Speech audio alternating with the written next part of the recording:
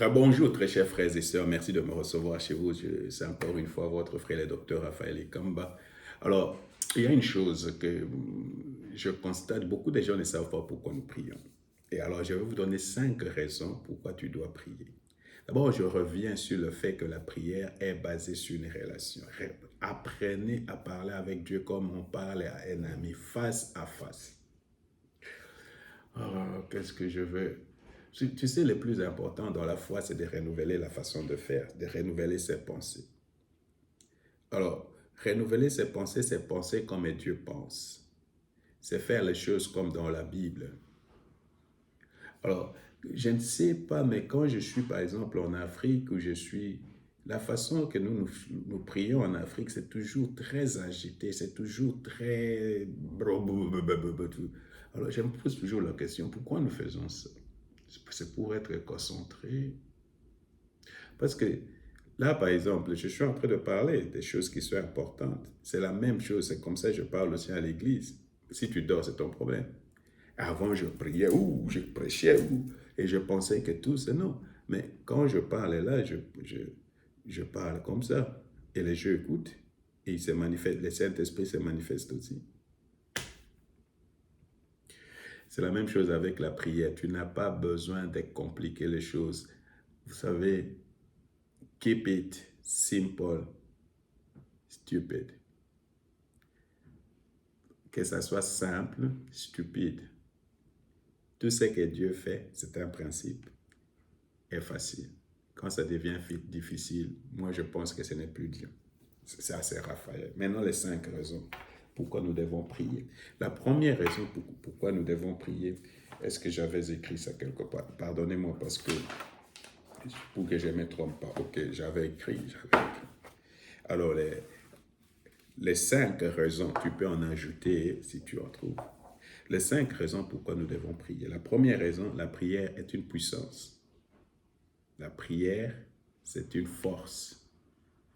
Si tu veux être roi, si tu veux être fort spirituellement, si tu veux vraiment, tu dois être une femme de prière.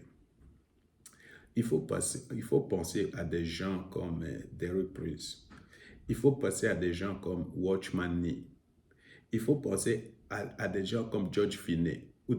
Vraiment, comment il s'appelle? Wesley. C'est lui qui a fondé le mouvement méthodiste. Il faut penser à ces gens-là.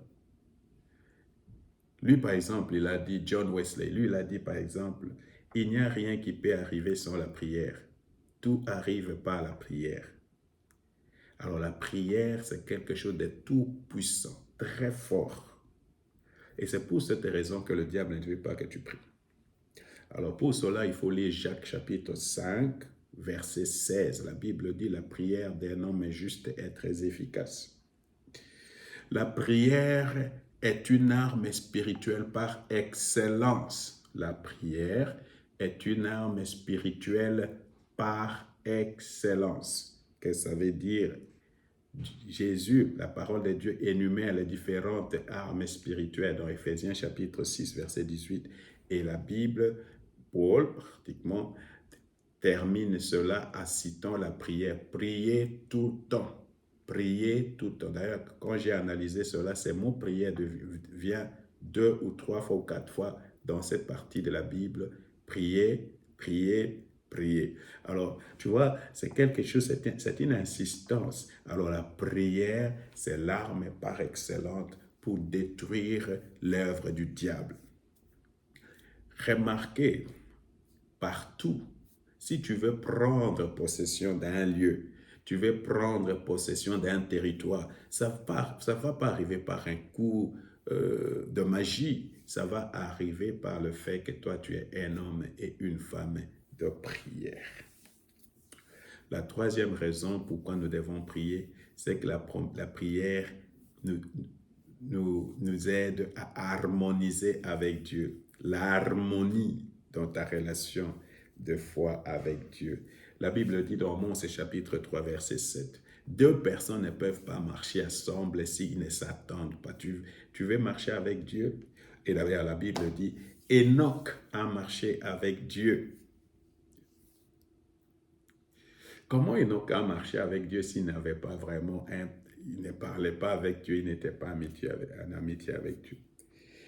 La Bible dit aussi dans Ésaïe chapitre 55, verset 8, « Mes pensées ne sont pas vos pensées, mes idées ne sont pas mes idées. » Alors, c'est pour cette raison que nous prions pour harmoniser nos vues avec Dieu. Et c'est pour cette raison qu'avant que tu ne sortes, avant que tu ne prennes une décision, avant que tu te maries, avant toute chose, tu dois parler avec Dieu là-dessus. Alors, beaucoup de gens, pour commencer une affaire ici en Allemagne, ça me surprend souvent, ici en Allemagne, les gens vont par exemple pour voir un mandon, comment on dit, de voyeurs, des choses comme ça, pour demander est-ce que ça va marcher, des choses comme ça. Mais on ne va pas chez un voyeur, on ne va pas chez un magicien ou des choses comme ça. Nous allons chez Dieu pour demander à Dieu, Dieu, qu'est-ce que tu en penses? Alors, ça, c'est très important. Écoute ce que la Bible dit à propos. Jésus lui-même pratiquait comme ça. C'est ce que Jésus faisait. Jean chapitre 5, verset 19 à 30. Jésus reprit donc la parole et leur dit, en vérité, je lis le verset 19. Jean chapitre 5, le verset 19 et le verset 30, mais je vais lire seulement le verset 19. Jésus reprit donc la parole et leur dit, en vérité, je vous le dis, le Fils ne peut rien faire de lui-même. Il ne fait que ce qu'il fait voir faire au Père, et tout ce que le Père fait, le Fils aussi le fait pareillement. Alors, il dit, moi, je ne peux rien faire de moi-même. Celle-là, c'est le signe de maturité. Je ne puis rien faire de moi-même selon que j'attends. C'est la même chose. Si tu dois pas aller faire les choses par toi-même. Tu dois commencer d'abord à demander à Dieu. Dieu, qu'est-ce que tu en penses? Alors tu harmonises avec Dieu.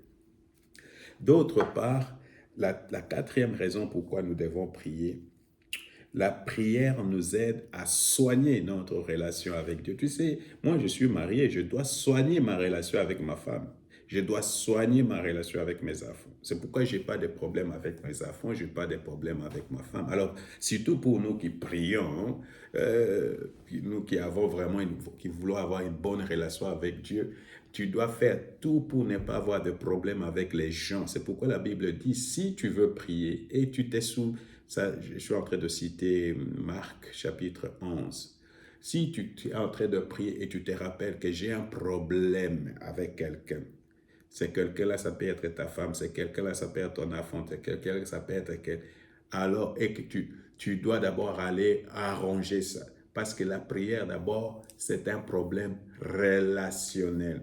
C'est d'abord la relation avec Dieu et la relation avec les autres humains. C'est ça la foi chrétienne, en fait.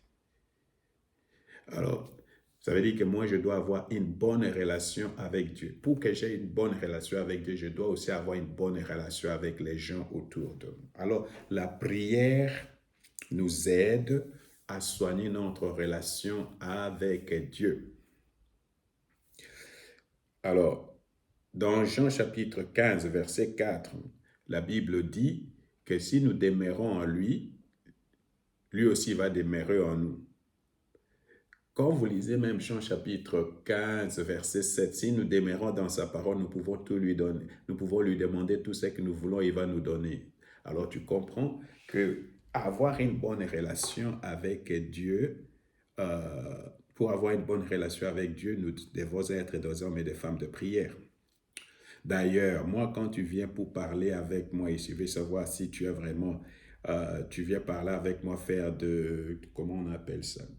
Faire de cure-dents, un entretien spirituel. La première des questions que je vais poser, je vais savoir comment est ta vie de prière.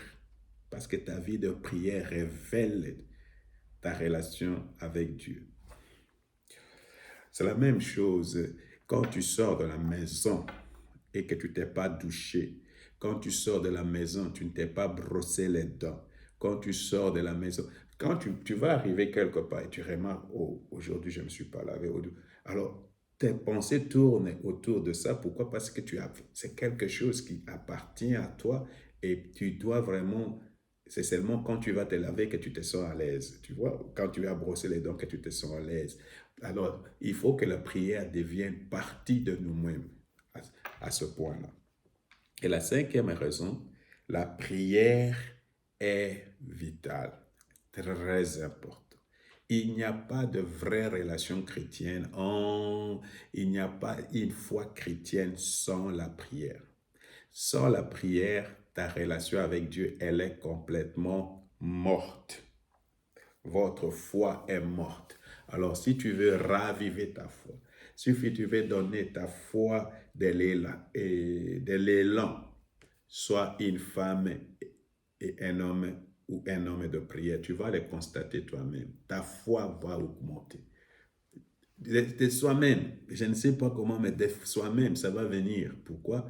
Parce que tu es tout le temps en prière, tu es tout le temps en relation avec Dieu. Alors, je vais répéter ces 5 raisons pourquoi nous devons prier. La première raison, la prière est une force. La deuxième raison, la prière est une arme. La troisième raison, la prière nous met en harmonie avec Dieu. La quatrième raison, la prière nous aide à soigner notre relation avec Dieu. Et la prière est vitale. C'est comme comment on dit, c'est comme la respiration. Si tu ne respires pas, tu es mort. C'est pourquoi c'est vital. Que le Seigneur te bénisse.